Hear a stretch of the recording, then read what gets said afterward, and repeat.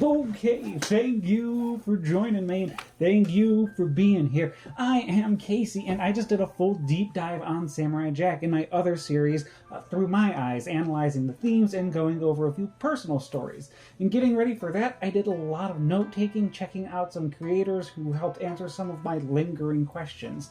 Watching it this way gave me a whole new perspective, and today I just kind of wanted to break down Samurai Jack season by season, go over those creators I appreciate, and then as a plus at the end, I'll just share my top 10 favorite episodes for funsies, because the internet loves that. I watched everything on DVD, but if you were looking for the easiest way to watch it, it is streaming on whatever HBO Max is called right now. Anyway, let's get into it, starting with Parts 1, 2, and 3. The first 3 parts were released as the premiere movie, the first part being nothing but a very straightforward setup for the series premise and Samurai Jack himself, following Jack through a very stylized alternate world in history as he trains to confront Aku. Only being thrown into the future where the titular hero is immediately thrown on the back foot by all the technology and the killer robots. It's Jack's good nature and training that gets him hired by a couple of hyper-intelligent dogs to help defend their little settlement from Aku's robots. Wait, it's all set up for a little Seven Samurai riff with Jack? I mean, like, with his good boy allies, and their traps absolutely wreck shop, showing very early on that, don't worry, we won't have a lot of blood in this series, just an abundance of oil.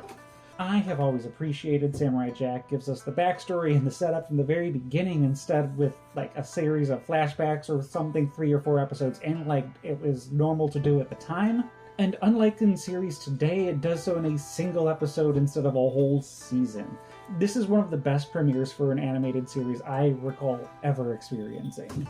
Episode 4, Jack finds out a bunch of sentient elephants that look like Sweetums, the best Muppet, are being held captive by an army of SpongeBob-sounding nerds with, energy tridents, with a good overlying theme of animal cruelty and slavery just being bad, an episode that I've seen so many times that I'm a little burnt out on, honestly, but one that I've never forgotten. So Part 5, Episode 5, after he accidentally leads robots to a smurfy little settlement, Jack defends the scientists while they build a rocket to escape the solar system and maybe send Jack back to his time? No. It's a fun, largely inconsequential episode where we get the first taste of having the rug ripped out from under us when it comes to Jack finding his way home. Episode 6, following the lead the Woolies gave him back in Part 4, Jack goes on an odyssey through an Arabian-like desert to help a classic femme fatale to find a mystical MacGuffin that might be able to send Jack back home. Tough luck that our new friend who we maybe fucked along the way turned out to be Aku in drag. That had to have been like a really, really awkward conversation with Ashi at some point. Okay, Part 7, 3 blind archer mice guard a monkey's paw of a wishing well that is so obvious the man who spent the last episode eye-fucking his arch-nemesis in disguise spots the trap. Cinematically, it's a very beautiful episode, one of the early Samurai Jack episodes that really stands out from an artistic standpoint, except for some reason the DVD set has an error where it calls this episode 6 for some reason. I don't know why. The DVD sets are kind of jank. Part 8, Aku be a tricky little dick like Nixon, and he used Jack's own darkness and frustration from being hunted by bounty hunters to make an evil Jack. I love the visual representation in this episode of Jack meditating especially, but this episode is primarily some of the best action in Season 1. It's great. Part 9, Jack goes to a legally distinct Atlantis where everyone sounds like a member of the Beatles, looking for a time machine, and womp womp, Aku is there. Not a bad early episode, but I am already a little tired of the bait-and-switch plot that Samurai Jack recycles so often. Episode 10. Jack here is doing his wandering thing as he, just kind of waltzes into a volcano where he beats a game of Deadly Danger Dungeons and claims his prize of fighting a lava Viking to death. Where you might think this episode is light on plot, it makes up for by being a visually energetic masterpiece of, using just the frames. The episode will always stand out to me because it's the one that my fully grown adult human spouse walked in on me watching and decided to give the entire series a go of, if that is any indication on this episode's quality. Episode 11, The Fucking Scotsman's in the House! Honestly, I've never loved the Scotsman's introduction episode as a whole, at least after he and Jack fall off the bridge, but the character himself and his friendship with Jack is one of the most wholesome and entertaining dynamics in the entire series.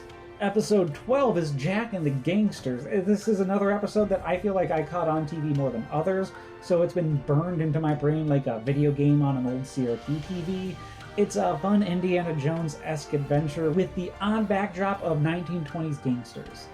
Part 13. The Season 1 finale ends with the series' first anthology episode. This one is presented as Aku trying to win over the hearts and minds of the future youths by reaching him fairy tales with Aku, shape-shifting master of evil, as the protagonist. My personal favorite is the Little Red Riding Hood and her burning red eyes. So Season 1. Obviously, this is the season I have the most experience with. I have distinct memories of watching part 12 on my grandmother's duplex and being really upset with the continuity whenever Jack's hand gets burnt by the fire elemental. More than any other season, I could give you a synopsis of just about every single episode here from memory. I don't think that makes all of these early episodes classics from a story perspective, but visually, they're all as perfect and dynamic as they've ever been. Genndy's biggest strength has always been his visual style and the subtle storytelling through his characters of his greater narratives. We see a lot of the basic story structures we would see again throughout the series: bounty hunters, maybe a way to time travel, a village or people in subjugation or peril, and the Scotsman. I feel like we will see all of these stories done again later on, more than once in most cases, and with a little more polish than we got in Season 1.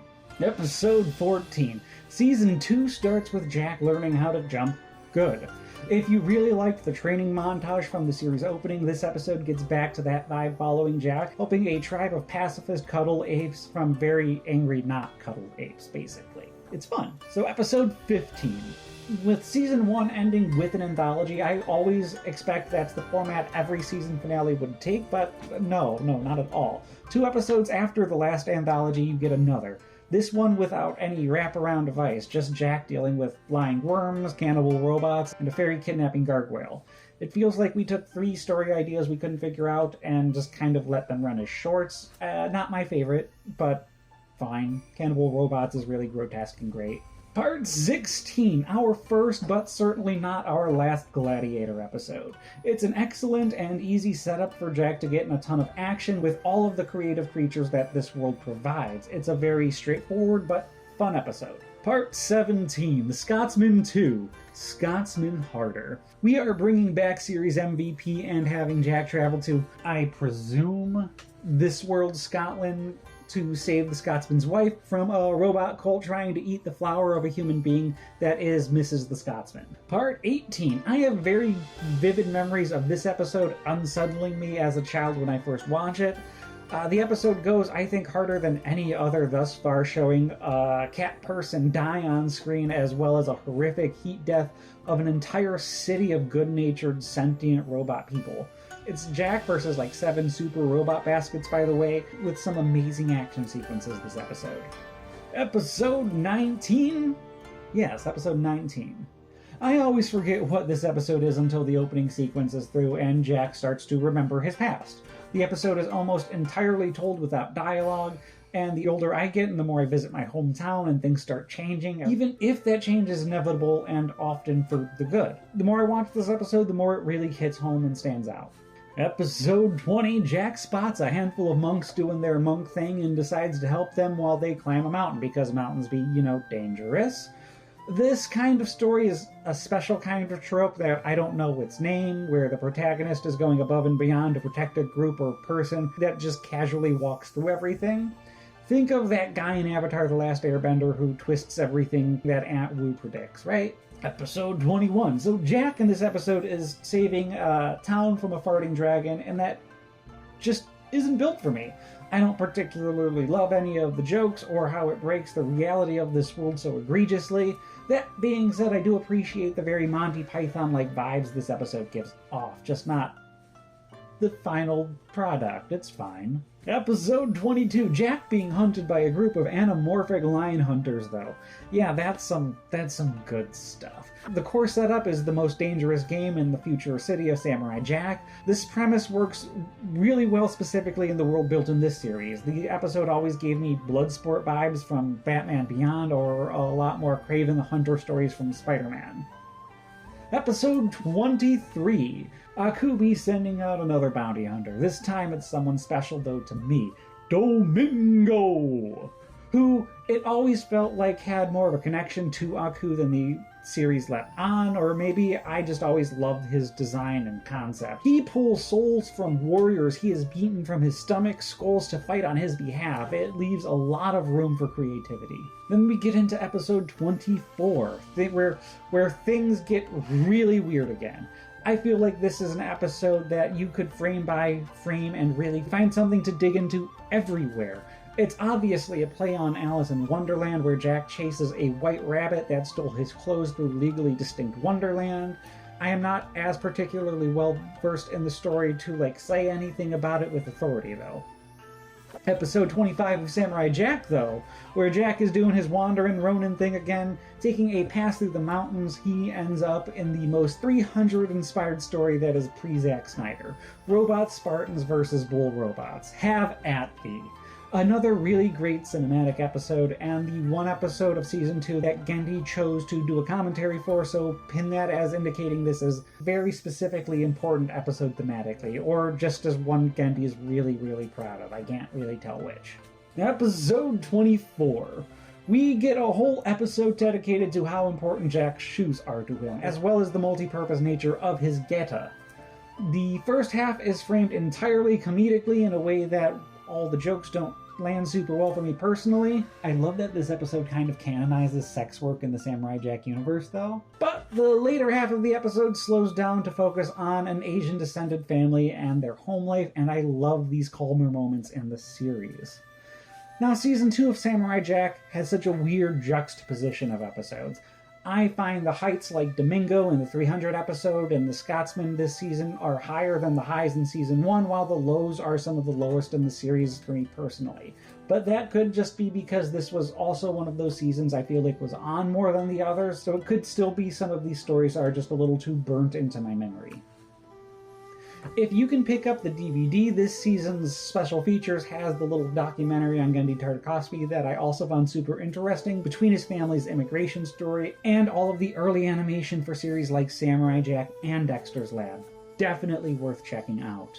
Okay, we are moving into Season 3 with Episode 27, where Jack being turned into a fucking chicken is the setup here, but that is all in service for another Gladiator episode, Cockfight Edition. I love how coloring blood black and adding gear sound effects turns just a snake being killed into a child-safe robot snake being killed. Oh, and fuck whatever this thing is, the finisher. Yeah, that actually gave me nightmares as a child. Fuck that thing altogether, no. Episode 28, it is the Wandering Hero setup, but Jack is in a small town where all the youths get Pied Pipered by some bomb-ass rave music put on by a tech deck-looking DJ motherfucker with a subwoofer back. That didn't sound like a coherent sentence coming out of my mouth, but that is what happens. Episode 29, you know what we haven't done just yet? Jack on a train. And let's color this story country western themed just for good measure. It makes sense and makes for a fun little adventure for Jack that stands out more from its setting and a few great character designs. Episode 30, this feels vaguely special, but it's just Jack fighting a bunch of zombies and then Aku again.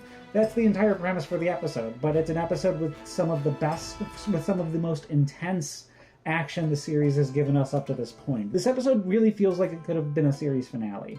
Episode 31. Now, I don't think this is our first hint of Egyptian mythology, but it is definitely the first Egyptian-focused episode, and does a great job of bouncing between flashbacks and the here and now of the story in a way that builds off what Part 19 did when Jack visited his own home, but the episode feels less sentimental in comparison, if that makes sense, way more action-focused. Episode 32. For most of this episode, Jack is just hopping from benevolent creature to benevolent creature that is casually taking him to a time portal guarded by the most Matrix-inspired character in a series full of Matrix-inspired characters for some of the best person-on-person action the series gives us, full stop. Part 33. I wonder if Genndy has a particular dislike for Totoro, making such an intentionally annoying character an homage, or if he is earnestly just having fun. I kind of imagine it's the latter. It's an episode where Jack learns patience and humility in the face of a well-meaning doof. We all know this guy, right?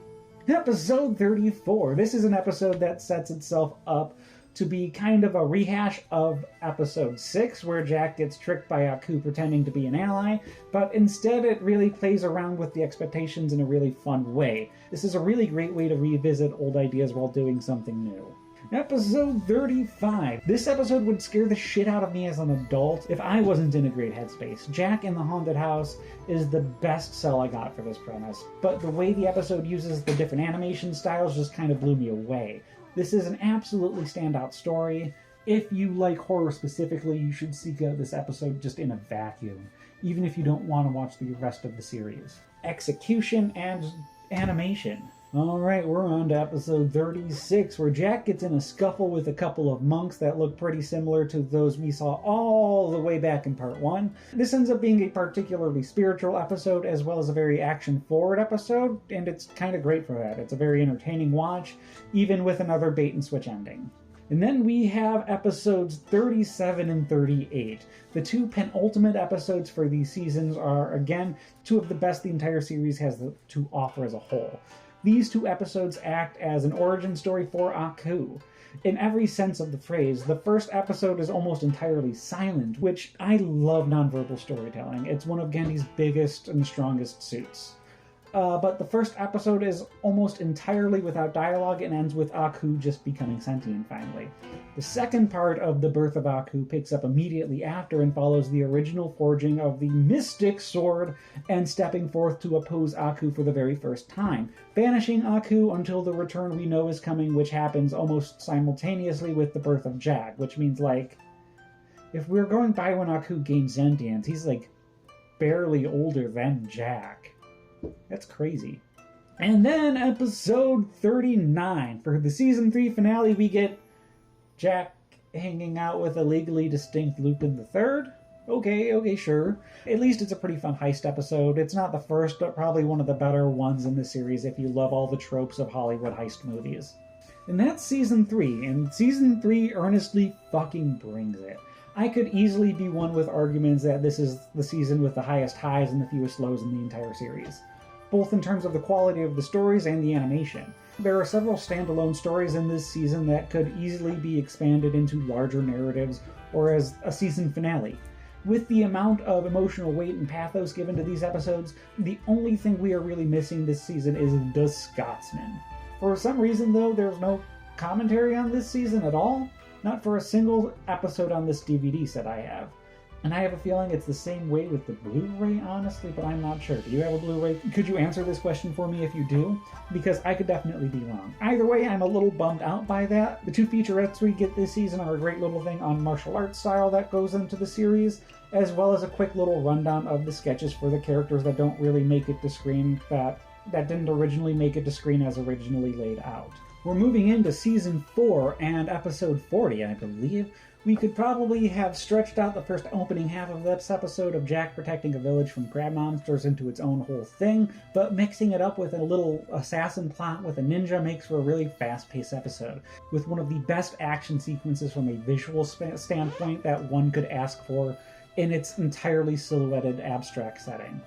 Then episode 41, where Jack finally gets a mech. For some reason, this episode keeps getting lost in my mind when I'm trying to remember what goes into it, probably because not a lot actually happens beside Jack getting a stone mech to fight a giant robot, with some amazing visuals and wide shots, but not anything that's as dynamic as I would have hoped for, kind of, I guess. I don't know. Episode 42. This episode deals with Jack dealing with a poser samurai while Aku sends some of his weakest looking robots to hunt down our lead. It's a fun episode, really leaning into a lot of the absurdity of a lot of the tropes that come with the Shinbara style, while Jack gets to be an Uncle Iroh for a day. It's cute. It's fun. It's not really super consequential to the series, I guess. Episode 43. This episode would have maybe played a little better for me, as well as given Aku a little more weight if he purposely made Jack sick instead of it being all accidental. Either way, the title character has a little bit of Aku manifesting inside of him and growing to take over his body. It's an episode that always makes me kind of upset because I don't like watching gecko people get hurt. They're perfect babies.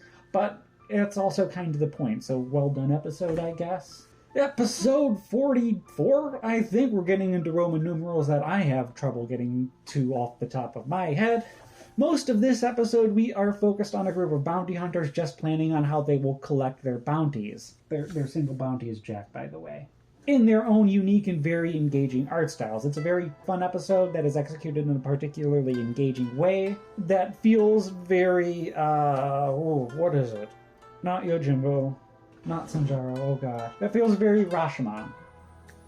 But not Rashomon, if that makes sense. Yeah, it does. Now we get into parts 45 and 46. And I know you were sad about there being no Scotsman last season, so this time around you get a two-parter with him as just the entire lead. And I would watch a series just about the Scotsman and his adventures between seasons 4 and 5. He is genuinely that entertaining.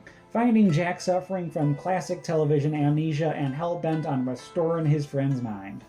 The big joke in part 2 being that the Scotsman is just so goddamn stubborn that he is immune to the sirens is one of the best jokes in the series. It's got an excellent use of the bagpipes and the Scotsman's character in general. I hope his seed is fertile and his children are bountiful. Part 47. Jack meets Joseph Campbell's fever dream children. Escaping their legally distinct Star Wars solar system to crash land in Aku's domain and relying on Jack for help. Nothing particularly fancy, but really genuinely a good and overall harmless time. Then we get into episode 48. The most straightforward of the many Jack vs. Aku episodes, where they just agree to fight on quote-unquote even terms in a classic Greco-style wrestling match, until it also turns into a battle of wits, because of course Aku is going to be a tricky little dick. It's literally his whole shtick. Otherwise, a really engaging and dynamic and fun episode. I love it.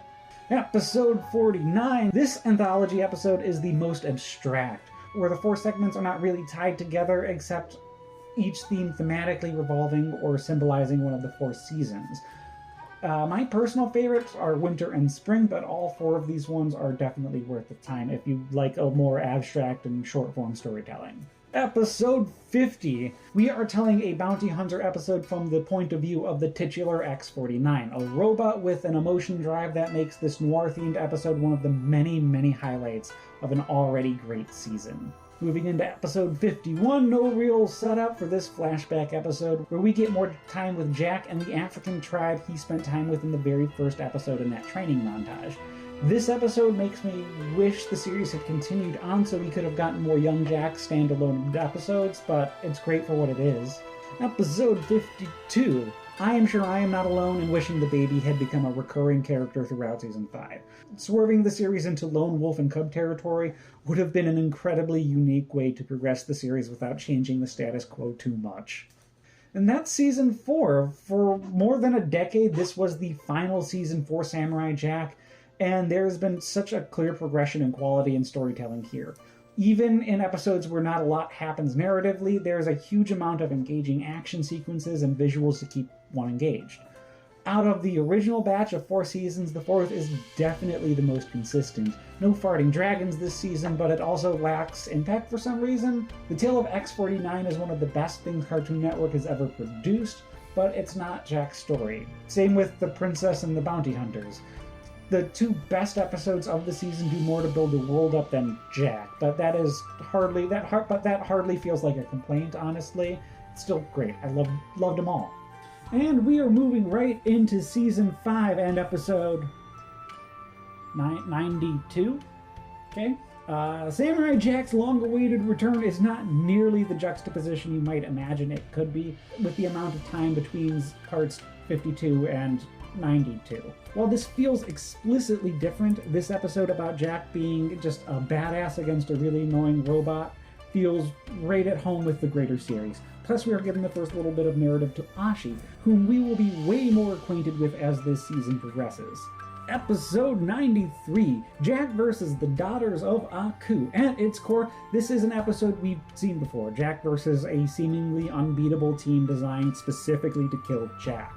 Except this time there is no deus ex machina to save the day. You really feel Jack's desperation and then immediate trauma from committing his first actual murder.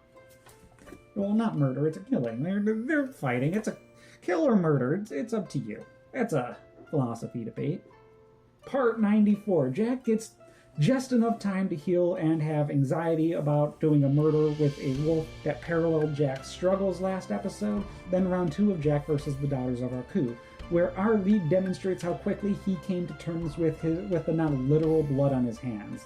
Samurai fucking Jack is Jack ruthless here. It is another great action-packed episode.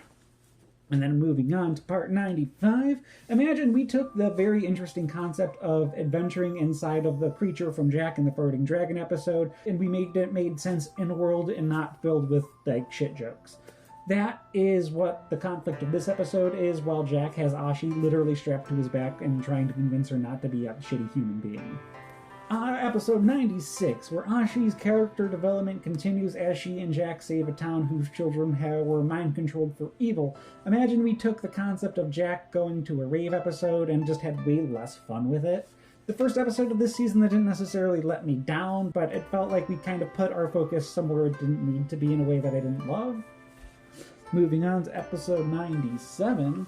The first half of this episode is essentially a clip episode with new animation with Ashi both hunting down a Jack who makes a pretty out of character, honestly, dumb assumption and marches off to unalive himself.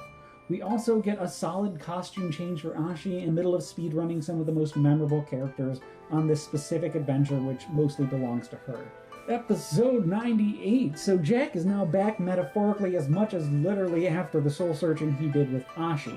Now he just needs his sword. So while Jack does another round of deep focus to find that, Ashi just kicks ass in the background to keep things entertaining. It's a solid episode, but it doesn't stand out quite as much.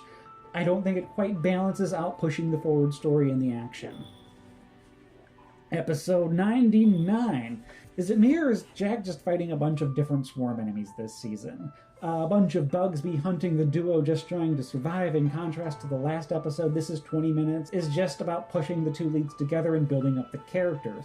I wish this story had something more than another swarm enemy, but I love everything else so much here it kind of balances out. Part 100. We are here. The final showdown between Jack and Aku. Part 1. And, I don't know what else I can say other than it is pretty fantastic. The impetus of the fight may be being a little underbaked, but also Scaramouche has been there throughout the entire season, so that doesn't feel quite right. Either way, it doesn't really matter because Jack ends up most of this episode fighting a possessed Ashi in some of the series' best choreography. Then we're on to episode 101. The last episode ended on a cliffhanger, so this episode can give us everything I ever dreamed of in a finale, literally. When I was a kid watching Samurai Jack, I dreamt about all of Jack's allies from the series teaming together, and we get that here. Plus, more great action with Ashi, whose reaction once she realizes she has Aku's power is perfect, and I love it. This episode is just constantly moving. Jack as well, just kick ass. But if you want my view on the paradox of an ending, you can check out my video I released earlier this month. But otherwise, that is Season 5. There is so much to say about Season 5 of Samurai Jack. First and foremost, why? Why did you have to jump episode titles? No, I do get why. You can both end the series on episode 101, as well as imply all of the adventures that happened between the time gap. It just fucking irks me so disproportionately when it pops up on my DVD. Also, the DVD set. This fucking thing advertises episode commentaries, multiple, and ultimately gives you 2 episodes. One from season 1 and another from season 2. Are there more on the Blu-ray? Like, I know 2 is technically multiple, but at the same time, fuck off. Taking all of those dumb grapes that don't normally actually reflect the series' quality out of the picture, though, I really enjoy this season and always have. It really feels like a maturation of the series. From a weekly syndicated children's show meant to be aired in any order to an adult animated series with a single through line. And it does it while still feeling like Samurai Jack. There is a slight shift in the art style, not so much so that it doesn't feel like Samurai Jack still. You can just tell the artists behind the series have evolved a bit over the years. The only design I don't love all that much is Ashi's, and just her weird duck-lipped side profile. And again, that is just another me issue, I think. Okay, and now let's go on and move on to those creators I kind of talked about earlier, starting with Overly Sarcastic Productions. Now, I found OSP, I think, looking up videos about the Disney series Gargoyles, where I think I was drawn in by channel co-host Red's Trope Talk video on Magnificent Bastards. To my delight, I was immediately shown a few of the channel's other videos, including the very relevant video to today's topic, one of the first episodes for the channel's more in-depth series Detailed Diatribe. Now, Overly Sarcastic Production goes even broader than I do when it covers topics. Half of the channel is strictly history-based and hosted by channel co-host Blue, where Red generally covers literary analysis. Either way, the pair are engaging and really, really fun, both separately and together in the Detailed Diatribe series. I would be such a fucking liar if I said I didn't directly take a lot of my format for my Through My Eyes series from their videos, JPEGs talking next to a screen, more akin to a presentation than other video essays. And then we have expychristian. This, in contrast, is a channel I found when searching directly for Samurai Jack videos, being drawn in specifically by his video essay on the Season 1 Jack vs. Evil Jack episode. While he hasn't done any other direct Samurai Jack videos, I am very much about the variety of topics he has been going over and appreciate his analytical eye. He does great jobs breaking down the episode themes, and I really hope he is doing well. It has been a minute since he's uploaded, it looks like. And other than that, I wanted to shout out one other YouTube user, Pontoon FSD, who replied to the Through My Eyes video with this great breakdown of the Samurai Jack video game Battle Through Time, which I didn't have a bunch of time to cover. Mainly, I didn't even know it existed until I was halfway through the video. Sad day. Where he says, in the final battle of the game, Jack is fighting Aku to the death.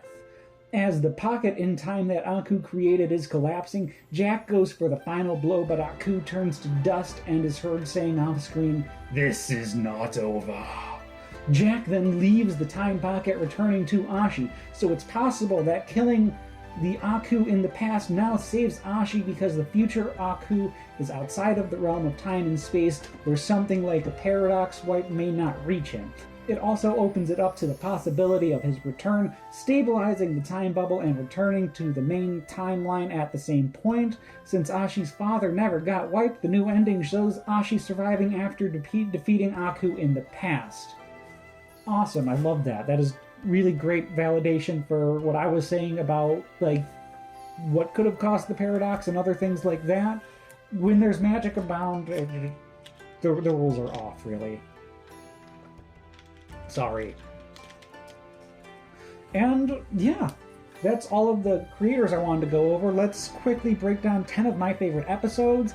I didn't have any of this as scripted out as I normally do, because these are a little more fun to do.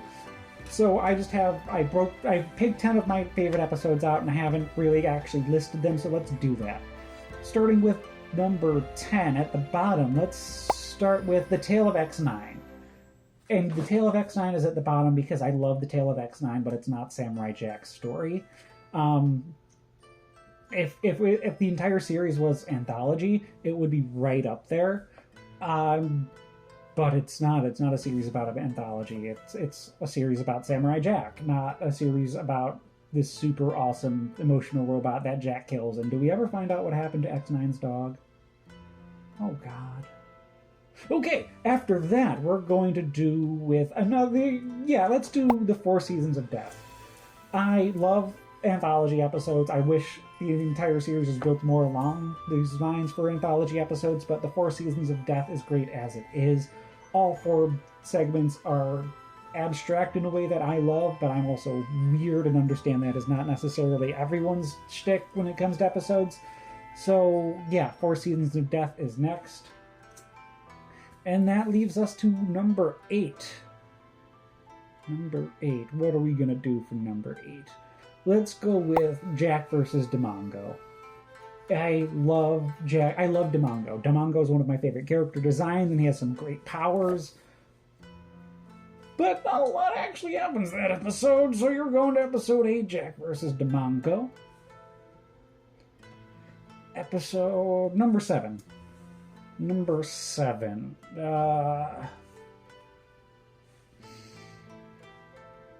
Yeah, for number 7, I think I'm going to go Jack versus the Ultra Robots from, I think, Season 2.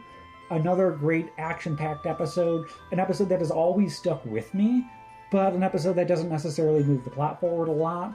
I think it's the first episode of Samurai Jack that feels...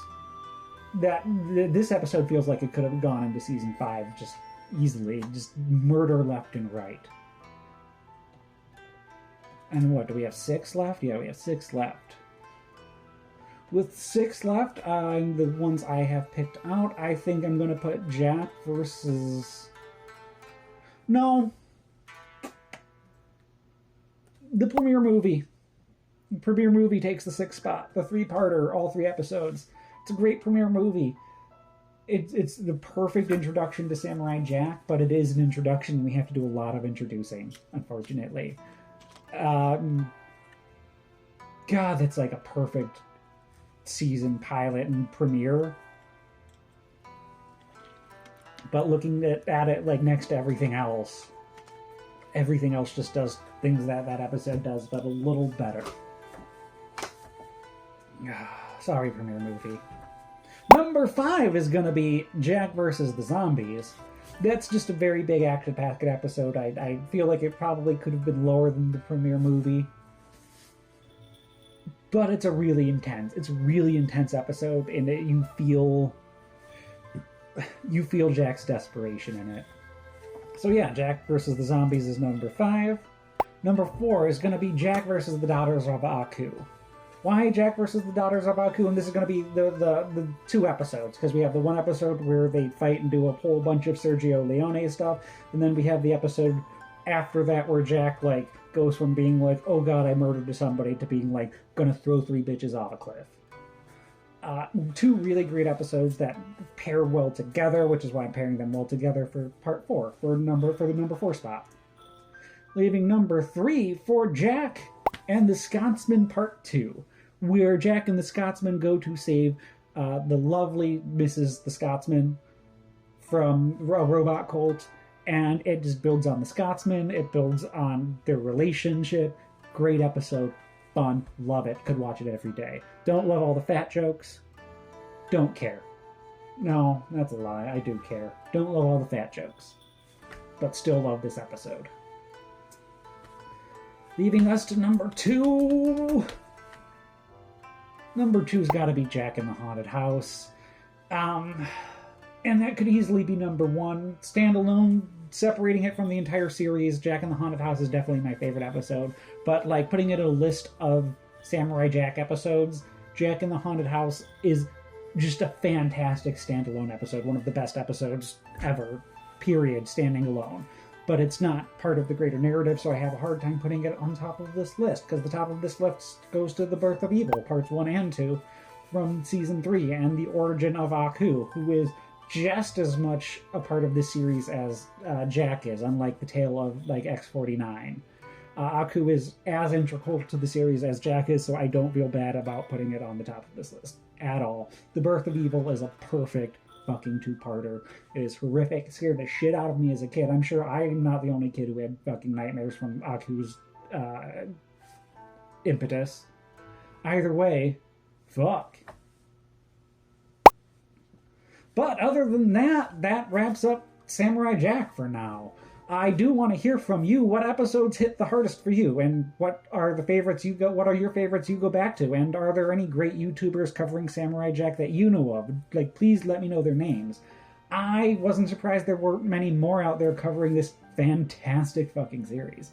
Next time, I'm going to be talking about books, very broadly at first, and then I'm going to do a deep dive like this on the Dwarves series by Marcus Eitz. It's a fantasy series that I don't hear nearly enough people talking about.